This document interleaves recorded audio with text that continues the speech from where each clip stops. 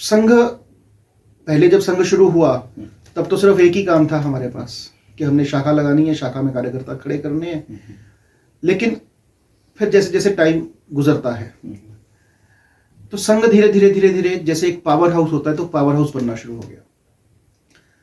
हमें उदाहरण दिया जाता है कि जैसे अपने भाखड़ा बांध है, वहां बिजली बनती है, तो बिजली बन गई, अब बिजली का करना क्या? आपको घर में लगा के पंखा चलाना है, एसी चलाना है तो आपने वो चलाया।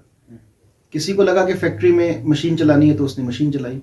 मेरे को लगा कि मेरे को ऑफिस में अपना कंप्यूटर और प्रिंटर चलाना है और मेरे को बाकी ऑफिस का सामान चलाना है तो मैंने वो चलाया। तो बिजली तो भाखड़ा में वही बन रही है, वही आपके घर में आ रही है, वही मेरे घर में आ रही है, वही उसकी फैक्ट्री में आ रही है। लेकिन हम सब उसको अपने अपने तरीके से जैसा जैसा उपयोग है वैसा वैसा उपयोग कर रहे हैं।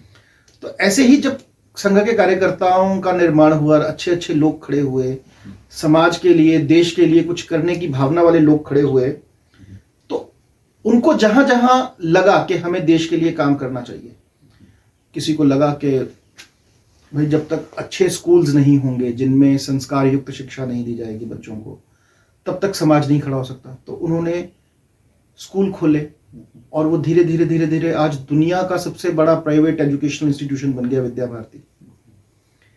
किसी को लगा कि हम जो समाज का जो सबसे पिछड़ा वर्ग है, जो झुग्गी में रहने वाले लोग हैं, जो जंगल में रहने वाले लोग हैं, जहां तक शिक्षा, स्वास्थ्य या रोजगार ये चीजें नहीं पहुंची हैं, हमें उनके लिए कुछ करना चाहिए।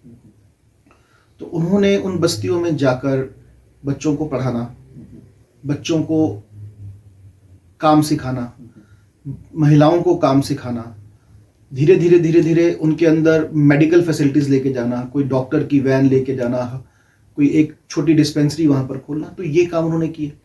तो ऐसे करते करते आज देश में लगभग 1.5 लाख से ज्यादा सेवा के काम संघ के स्वयंसेवक कर रहे हैं। ऐसी महिलाएं जिनके पास कोई काम नहीं है, कोई स्किल नहीं है, उनको कुछ ना कुछ वो अपने परिवार को आर्थिक तौर पे खड़ा कर सके, तो उनको इकट्ठा करके कुछ ना कुछ करना चाहिए।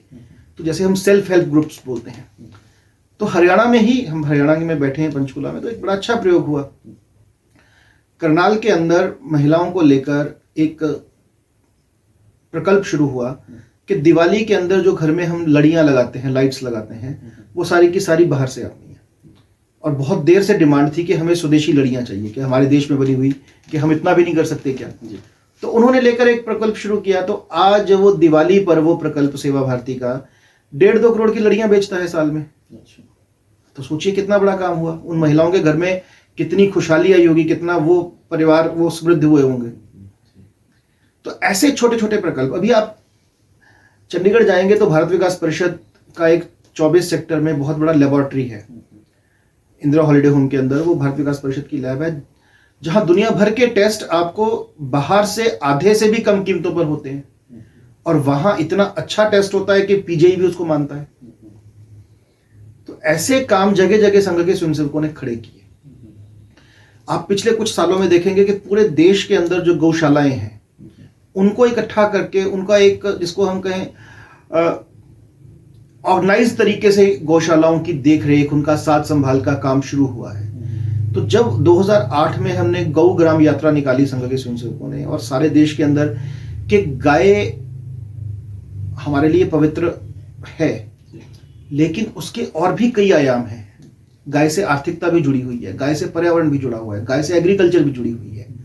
तो उन सब चीजों को हमने एक जागरण किया जब समाज के अंदर, तो ध्यान में आया कि गौशालाओं की जो अव्यवस्था है उसको अगर ठीक किया जाए तो गाय की सेवा सही मायने में हो सकती है। तो संघ के स्वयंसेवक ने शुरू किया, लेकिन खुद पीछे हट गया, समाज को आगे कर दिया। अब समाज उन चीजों को अपने आप कर रहा है। तो संघ यही करता है। पिछले कुछ सालों में संघ ने अपने स्ट्रक्चर में भी थोड़ा सा बदलाव किया। हम स्वयंसेवक खड़े कर रहे हैं, खड़े करके करना क्या?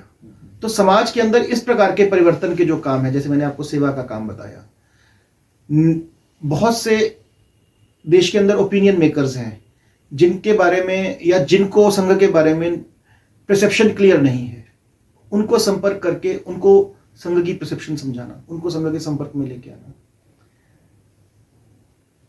पर्यावरण के बारे में काम है, धर्म जागरण के बारे में काम है, वनवासी बंधुओं के बारे में काम है। तो ऐसे समाज में जहां जहां जैसी जैसी आवश्यकता है, जो जो चीजें हमारे ध्यान में आ रही हैं, उनके बारे में काम करना और उस काम को एक दिशा देना, उन सबको एक ऑर्गेनाइज तरीके से, ताकि उस एफर्ट का एक लार्जर इम्पैक्ट हो, उस एफर्ट से एक फ्रूटफुल रिजल्ट निकल कर आए, उसको इकट्ठा करने का काम संघ करता है।